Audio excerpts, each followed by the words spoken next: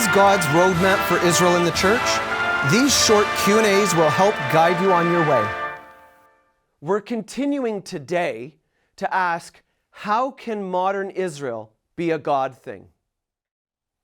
In part one of Is Modern Israel a God Thing, we observed that the Jewish Zionist movement was led starting in the late 1800s by atheists and secular Jews in opposition to most of the rabbis. We saw how Christian Zionists, mainly in Britain, stood with them and even used the powerful influence of Great Britain to establish a legal mandate for a Jewish homeland in what had been called Palestine for almost 2,000 years. These British leaders were acting in obedience to what they were reading in the prophetic scriptures of the Older Testament. John Piper is a very influential Christian leader today. When his congregation in Bethlehem, Minnesota, offered him a free trip to Israel in honor of a milestone in his pastoral ministry, he told them he would rather they fixed his car. He had no interest in visiting modern Israel. A friend of mine, who is also a very influential pastor, once said to me, "When it comes to modern Israel, that's where I get off the bus."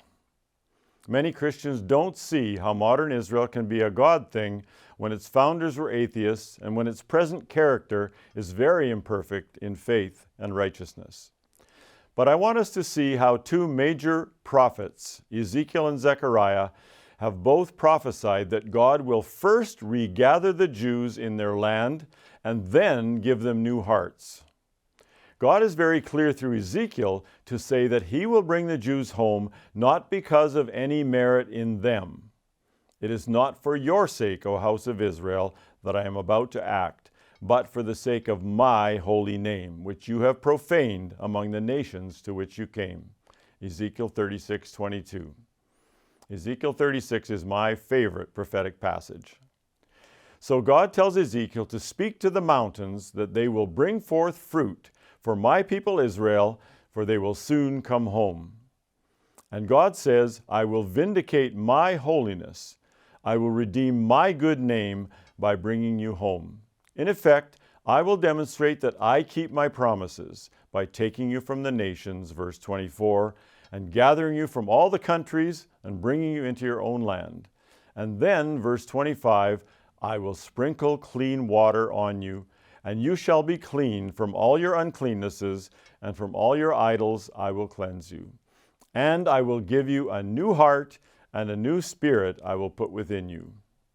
Brought back to the land, then sprinkled. We will find the same sequence next time in Zechariah chapters 8 to 14. At Bridges for Peace, we believe that modern Israel is a God thing, a fulfillment of prophecy.